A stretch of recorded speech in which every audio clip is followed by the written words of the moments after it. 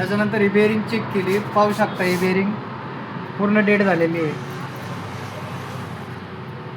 आणि प्लस हिच्या हँगर बुश आणि हँगर प्लेटचंही काम आहे, तर तेही काम होणार आहे.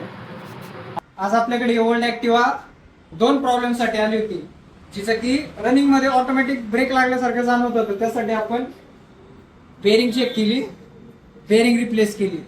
त्याच्यानंतर गाडी वॉबल होत होती, त्याच्या रिलेटेड आपण हे जे हँगर प्लेट आणि हँगर बुश आहेत हे रिप्लेस केले. जी की प्लेट पूर्ण तुम्हाला डॅमेज दिसते आणि गाडी सोबतची प्लेट आहे. गाडी सोबतची प्लेट जुनी असल्यामुळे हे रबर जे आहे ते डॅमेज झालं, त्याच्यामुळे गाडीला वॉबलिंगचा इश्यू आला. म्हणून टायर जास्त लवकर झिजत होते. हा एक मेजर कस्टमरचा इश्यू होता की टायर लवकर जाण्याचा.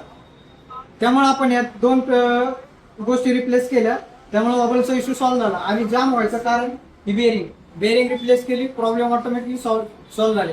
आपण ही बेरिंग खोलल्यानंतर गिअर कशा प्रकारे असतात त्याचा व्हिडिओ आपल्या व्हिडिओमध्ये पाहायला मिळणारच आहे.